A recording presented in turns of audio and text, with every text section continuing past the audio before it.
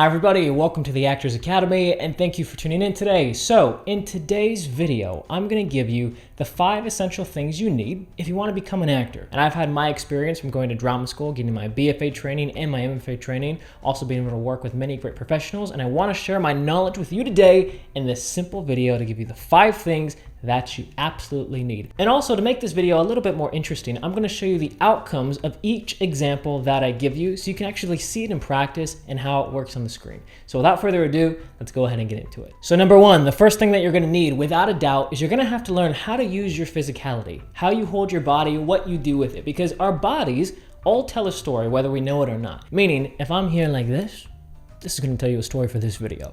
If I'm going here and I'm like this right here is going to be telling you a story. Anything that you do with your body tells a story. You have to remember, especially when it's on film or television, we are in a medium that we're working in a very visual aspect, meaning you are going to see me on the screen and you want to be able to tell who I am, what I represent, without me even having to speak or say a single word. Can you tell who I am, the type of character I'll play, just by my physicality and my body? When you can master this as an actor, you become much more proficient, and casting directors and directors will like you more and they want to bring you on set and hire you more because they know, hey, you're a proficient actor that can change and adapt to the moments that are given before you. Now, to give you an example of this, I want to show you an actor playing different characters and just see the physicality changes that happen. Now, you're going to notice I'm not giving you 4 different actors to look at. I'm giving you one actor looking at the different characters he's played, but because of the physicality change, you're going to see, wow, I can tell that there's a different aspect to this character.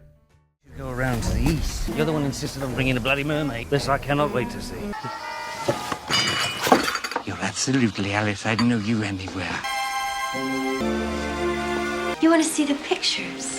All right. Forget about it. It's like sometimes it just means forget about it. The second thing that you're going to have to master is your voice. You have to be able to play with your voice. You have to be able to go and be really intimate with the person you're talking to. You have to be able to go and be loud and excited. You have to go and be able to flirt with the person you're talking to. You have to be able to play with your voice. Because with acting, think about this. You go to the movie theaters. You see somebody on the big silver screen. You see them. That's one of the most important things. Great. Well, you also got to hear them too.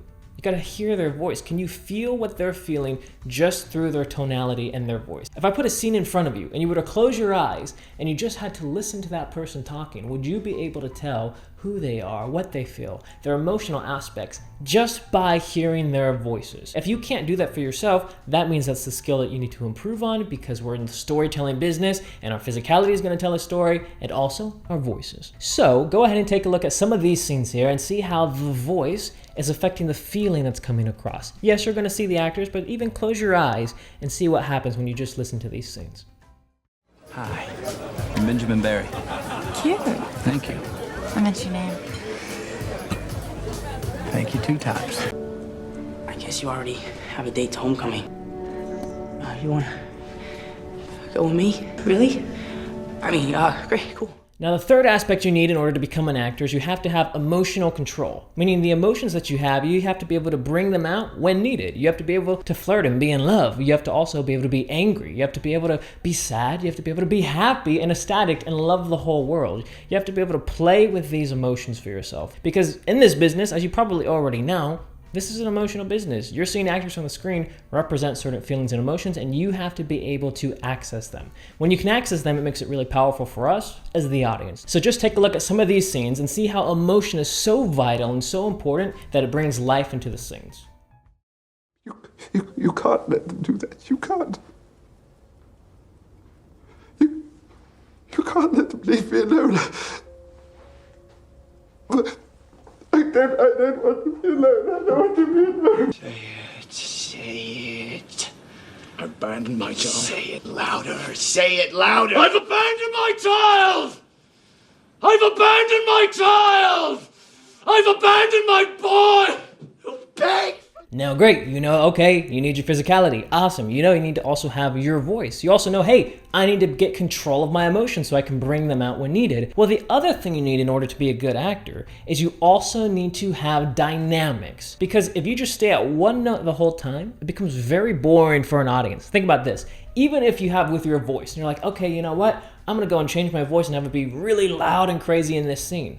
If you stay loud and crazy for the entire scene, it gets very boring. Just even think about this video. If I don't change or adjust my voice, and I just stay right here the whole time and I don't change anything at all, and I talk to you just like this the whole time, all of a sudden that gets extremely boring for anybody listening to this. So you have to be able to have that dynamic in your voice. You also want to have range with your physicality. You're not going to watch an actor on screen just do the exact same thing with their body the entire time. It gets boring, and then it doesn't seem like a lifelike person. It seems like a robot. So if I just do my videos here and I'm just sitting like this the whole time, well, eventually this will get boring. I'm not moving my arms at all. I'm barely moving my eyes and my face. This gets boring. Again, it seems robotic. Dynamics, and the same is with your emotions. You want to have dynamics, and you want to have that range to go up and down. There are some great actors who do this, where you can see them go straight from 0 to 100 because their dynamic is really strong. They can just get there right off the bat. Now, what I'm going to show you on the screen are some amazing actors that have complete control over their dynamics, and you're going to see them playing in one space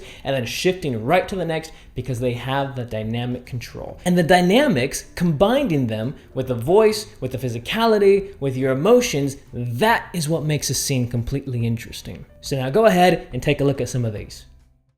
And I work like a dog day and night, living off of coffee from a pot none of you want to touch. So, excuse me if I have to go to the restroom a few times a day.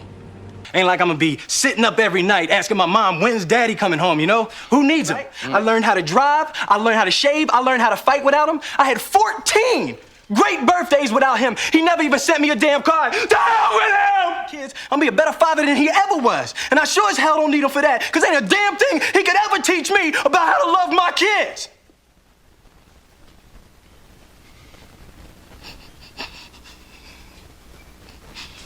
How come he don't want me, man?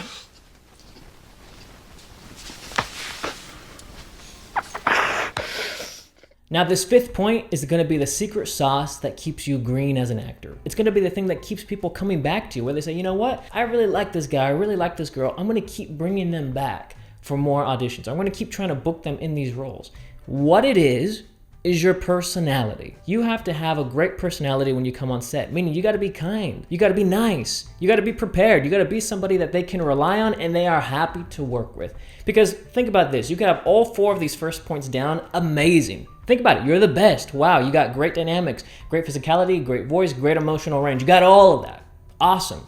But you're a terrible person to work with. People won't want to hire you again. You may get booked on one role because you get lucky, but it's not what's going to keep you coming back. So you got to have all those other aspects down, but then at the end of the day, you just got to be a good person.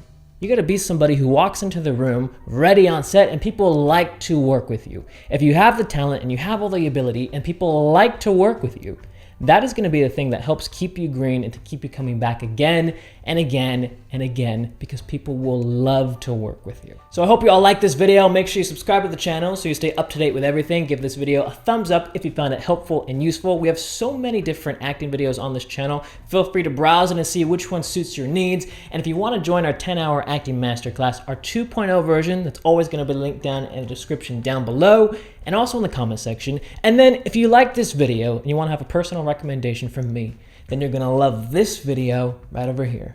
All right, I'll see you there.